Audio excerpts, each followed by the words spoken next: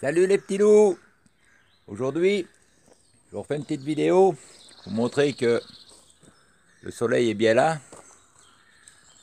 Et ça commence à se réchauffer parce que on a eu quelques petits problèmes avec les grelots et tout ça. Enfin, on a bien pris. Je vous montre ça en vitesse.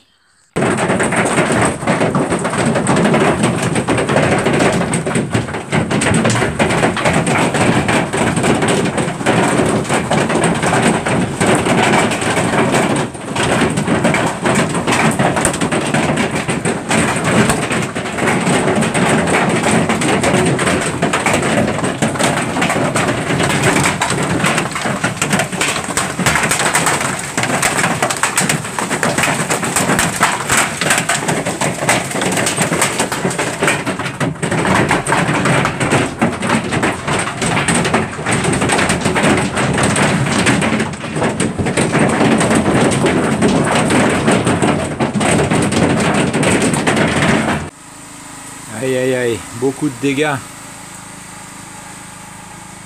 Il y a à peine 8 jours que je l'ai fait, que je l'ai terminé. Ma terrasse, sur sa pose. La cabane du bouc, complètement perforée. Panneaux solaires là, n'ont pas l'air, enfin celui-là n'a pas l'air d'être touché. Restez là les chiens, restez là. Restez là. Hop, hop, hop, hop, hop, hop, hop, hop, hop. Non mais, imaginez, c'est ça qui est tombé. Hein.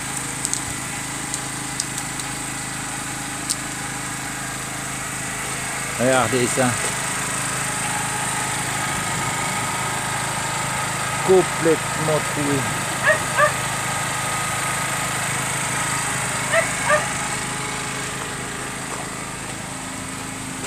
Complètement troué. Là ça va. C'est en tôle. Ça a juste été martelé. Et le pire, c'est que je suis même pas sûr qu'il y ait des assurances qui vont couvrir ça. Là, apparemment ça n'a rien fait. C'était du bon matos quand même.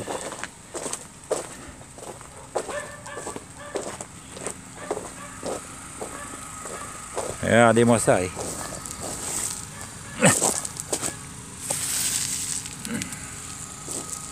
C'est ça qui est tombé. Vous imaginez quoi, la taille de la bête. Quoi.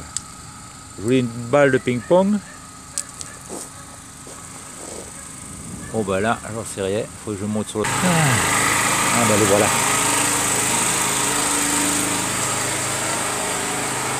Et d'où est-ce que c'est tombé ça? Il n'y a pas de trou. Oh là, c'est complètement foutu. Hein. Oh là là là là. Mon abri bois. Avec ma machine. L'abri bois complètement destroyé. Bon. Là, c'est bon. Là, ça en est bon. Il a complètement destroyé aussi. J'espère que l'assurance va intervenir parce que moi, j'ai pas de balle. Oh ben j'ai 2 coques, une poule. Où est-ce qu'elles sont les autres? J'en sais rien du tout. Ah, en voilà une encore. Ça fait 2 coques, 2 poules. Il me manque encore 4 poules. Non mais vous croyez ça? Regardez ça. Les grelots ont carrément pété là. Péter mon truc. Mais c'est fou ça. Ça c'est un animal ça. Je pourrais le réparer facilement. Mais...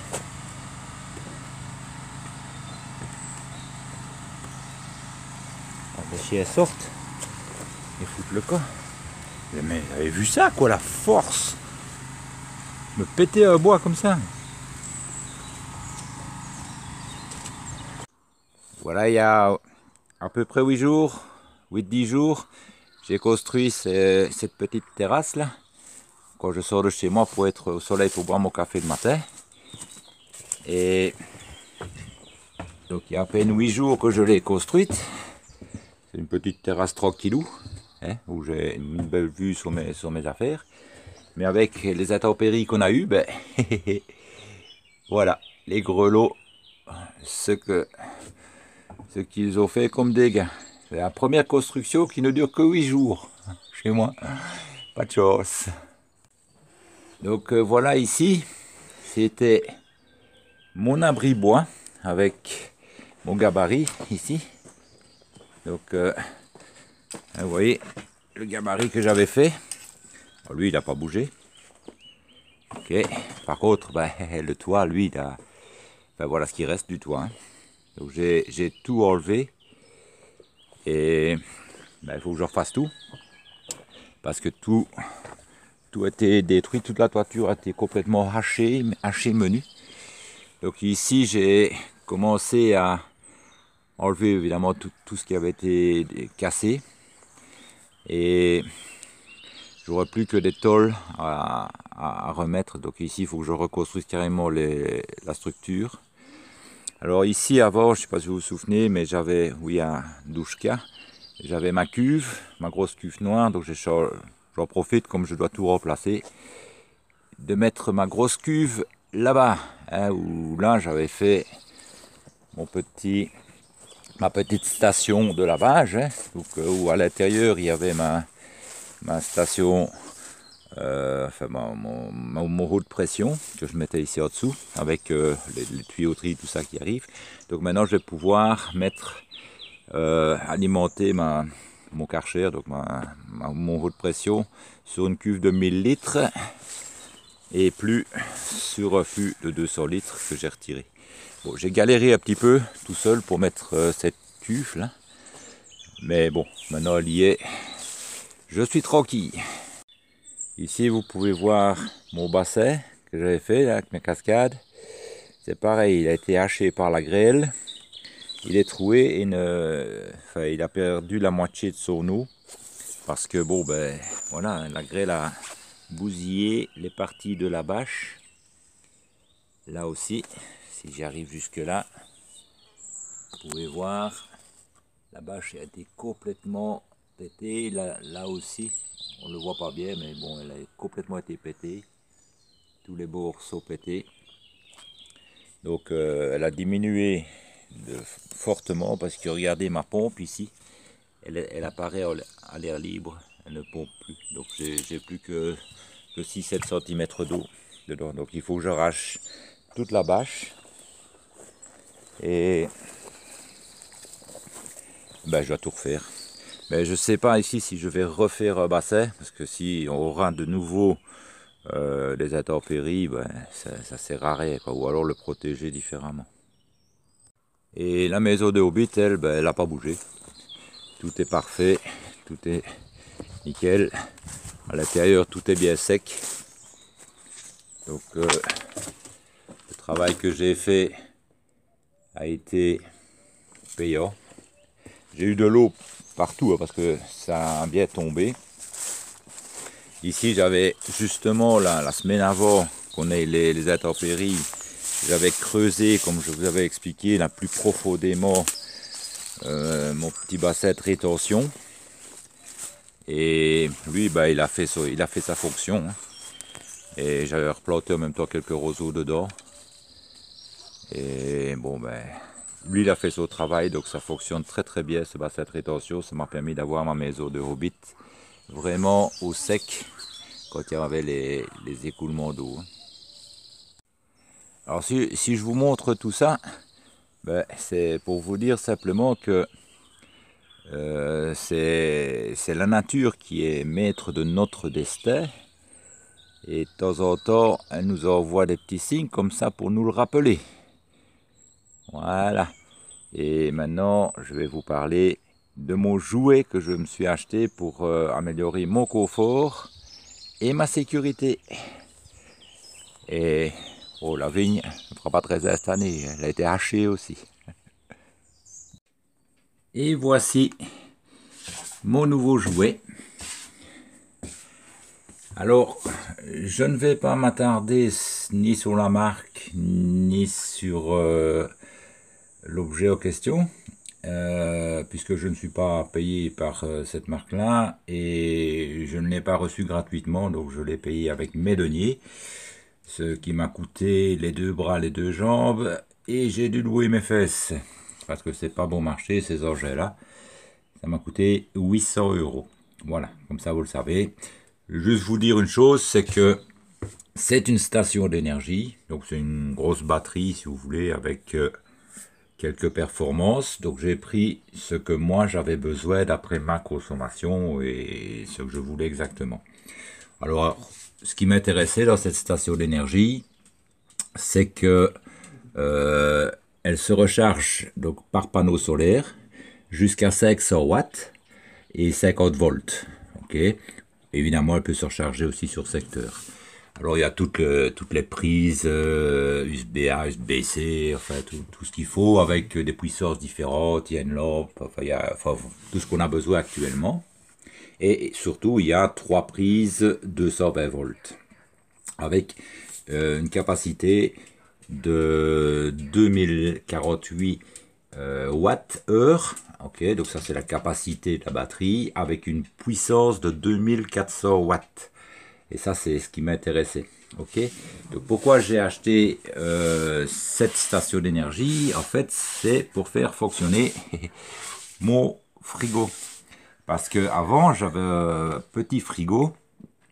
On peut dire le 85 litres, je crois, avec un petit freezer. Et moi, ce que j'aurais bien aimé depuis des années, c'était avoir un congélateur pour pouvoir entreposer mes affaires et les garder plus longtemps. Okay. Donc ici, comme mon petit frigo est tombé en panne, je me suis racheté un frigo avec un congélateur. Le problème, c'est que l'installation que j'avais auparavant, c'était une installation avec des batteries au plomb, etc. Mais j'avais pas assez de puissance pour faire tourner ce frigo congélateur qui, lui, fait 202 litres. Donc il y a 162 litres au niveau du frigo et 40 litres au niveau du congélateur. Donc le pourquoi j'ai dû vendre mes 2 bras, mes 2 jambes et louer mes fesses pour acheter cette batterie qui développe 2400 watts et qui avec elle n'a absolument aucun problème. Donc ici ce que je voudrais vous montrer surtout dans cette vidéo, c'est la recharge. Donc vous voyez ici il charge 240, enfin c'est évidemment en fonction du soleil, parce qu'ici on a du soleil et des nuages, donc c'est très compliqué, ça monte, ça descend, ça monte, ça descend, enfin ça passe les 300 watts de charge, et je vais vous montrer avec quoi je recharge cela, parce que ça a une importance. Ok, donc je vous montre ça tout de suite. Donc voilà, je suis sur le toit de mon bus. C'est une chose que je n'aime pas du tout faire, parce que je suis à 4 mètres de haut et j'ai un peu le vertige. Enfin, donc je vous montre quand même. Donc ici, il y a 2 panneaux de 24 volts et 200 watts chacun. Okay. Donc je les ai montés en parallèle pour qu'ils me sortent toujours du 24 volts, mais double la puissance, donc 400 watts. Donc j'ai 400 watts en 24 volts qui vont alimenter ma station d'énergie. Vous pouvez voir que c'est relativement mis à plat. Okay, c'est légèrement relevé pour que l'écoulement des eaux se fasse, mais je veux dire c'est relativement à plat. Ceci, ce sont 4 panneaux de 100 watts montés en parallèle, ces deux-là pour avoir 12 volts 200 watts, et ces deux-là 12 volts 200 watts aussi montés en parallèle. Et derrière, vous pouvez voir, il y a un petit panneau de 80 watts qui lui me sert pour recharger uniquement, mais donc c'est de 80 watts 12 volts qui me sert uniquement à recharger tout ce qui est batterie de foreuse, de visseuse, dévisseuse, enfin, tous mes petits outillages, meuleuses et tout ça qui, elles, fonctionnent avec des batteries rechargeables. Donc ceci, en fait, c'est mon ancienne installation qui est en 12 volts avec mes batteries au plomb. Et ces panneaux-ci, maintenant, vont me servir pour ma station d'énergie. Pourquoi ceux-ci sont à plat et pourquoi ceux-ci sont relevés? Ok, donc au départ, c'est au niveau de la place aussi, parce que si je relève ceux-là, je vais faire de l'ombre sur ceux-là. Et j'aurais dû penser avant, parce qu'il y a 10 ans qu'ils sont montés, donc j'aurais dû penser à les mettre plus loin. Mais bon, j'ai fait ça à l'époque parce que c'était comme ça et je n'avais pas ces deux panneaux-là aussi à l'époque.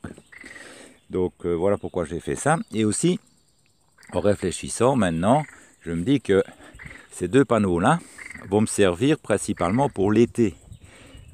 Puisque c'est l'été que j'ai besoin de plus d'énergie pour faire du froid, parce que je l'ai aussi pour mon frigo, mais je l'ai aussi pour ma climatisation. Ok, mais je vous montre ça tout de suite après. Donc en été, le soleil est plus au zénith, et donc mes panneaux doivent être plus à plat pour capter un maximum d'énergie. Donc au moment où j'en ai le plus besoin, qui est l'été, eh ben, je capte le plus d'énergie. Maintenant l'hiver où j'ai moins besoin d'énergie, je passe sur ces panneaux-ci, sur mon ancien système, qui lui est beaucoup plus relevé. Donc l'hiver, le soleil étant beaucoup plus bas, il capte beaucoup d'énergie. L'hiver, donc j'ai de l'énergie pour l'été et j'ai de l'énergie pour l'hiver. Parce que j'ai pas les moyens de mettre un tracker solaire sur mes panneaux, ce qui ça coûte encore le reste de mon cours. Ok, donc voilà pourquoi j'ai fait ça et pourquoi je vous explique un petit peu ma stratégie, je vais dire, pour arriver à capter un maximum d'énergie. Voilà, me revoici à l'intérieur, je suis descendu de mon toit. J'aime 100 fois mieux quand même le plancher des vaches. Et je vous montre ici, donc ce que je vous ai parlé, de ma clim, qui est une clim portable. Enfin, portable, oui, c'est une clim portable. Donc elle est montée ici sur roulette, et normalement, elle va à terre. Ici, j'ai remarqué une chose, c'est que quand elle va à terre, j'ai froid aux pieds et j'ai chaud à la tête. C'est ce qui n'est pas très agréable. Donc ce que j'ai remarqué, c'est qu'en la montant, donc j'ai fait un petit système comme ça, rapido, hein. En le montant en hauteur, il me souffle l'air froid au-dessus. Et en 2 minutes, je vous assure qu'en 2 minutes, j'ai bon. Même quand il fait 37 degrés à l'intérieur du bus. Donc, pour moi, c'est idéal. Donc, c'est raccordé évidemment avec le tuyau qui va à l'extérieur, là, par là derrière. Donc, j'ai vraiment une très très bonne climatisation ici à l'intérieur du bus. C'est 9000 BTU de 1000 watts de consommation. Avec évidemment, comme un frigo, c'est pareil, hein, il y a un compresseur à l'intérieur. Donc au moment où il se lance, il va prendre 3, 4, 5 fois sa puissance. C'était pourquoi j'avais besoin absolument d'avoir au minimum, c'était vraiment le strict minimum, 2400 watts de puissance au niveau de la sortie de ma batterie. Donc c'est une LiFePO 4, hein, donc c'est une batterie lithium fer phosphate à l'intérieur, qui est le mieux pour l'instant. Donc pourquoi je l'ai acheté maintenant et pas plus tôt? Déjà pour une question de moyens, hein, mais aussi pas seulement. C'est-à-dire qu'au départ, il y avait des batteries au lithium, simplement lithium, et vous avez entendu, enfin, vous avez certainement vu sur les réseaux sociaux, que les batteries au lithium prenaient feu comme ça, d'un seul coup. On a vu des bus qui prenaient feu, des voitures, des téléphones portables qui prenaient feu, des trottinettes électriques qui prenaient feu, etc. Donc moi, j'étais pas très chaud de mettre ça à l'intérieur de chez moi, des batteries au lithium. Donc j'ai attendu un petit peu. Donc en attendant, je vérifiais chaque fois évidemment ce qui se faisait de nouveau. Et ils ont sorti donc les batteries fer phosphate. Et je suppose qu'ils vont plus tard sortir encore mieux, hein, ça je n'en doute pas, mais enfin je veux dire déjà pour l'instant, j'ai l'aspect sécuritaire parce que ce sont des batteries, donc fer phosphate avec BMS, etc. qui sont intégrées, donc qui font une protection contre les incendies, enfin contre tout ça. Et Et alors, quand ils ont sorti ces batteries, il y a déjà quand même quelques temps maintenant, je me dis, je vais attendre un petit peu pour voir si elles sont vraiment à la hauteur des performances qu'ils disent. Toujours avoir un temps, je vais dire, d'essai pour voir ce que les gens pensent et ce qu'ils se racontent. Donc ici, ça fait quelques années, enfin, un an, 2 ans, 3 ans, enfin 2 ans, 2 ans sûr et certain que je vérifie et qu'il y a des beaux retours au niveau sécuritaire, au niveau de ces batteries, et qu'elles durent au moins 2 ans. Donc ça c'est déjà bon. Celle-ci aussi, ce qui m'a fait prendre plutôt cette marque-là qu'une autre, parce qu'elles se valent toutes à mon avis, c'est que celle-ci a 7 ans de garantie. Contrairement aux autres qui n'ont que 5 ans, ce qui est déjà pas mal. Je me dis que si le constructeur met 7 ans de garantie sur un appareil, c'est qu'il est déjà sûr au moins son appareil les vaut. Et puis moi, je suis tranquille cette année. Donc quoi qu'il arrive, si tombe en panne dans les 7 prochaines années, ben voilà.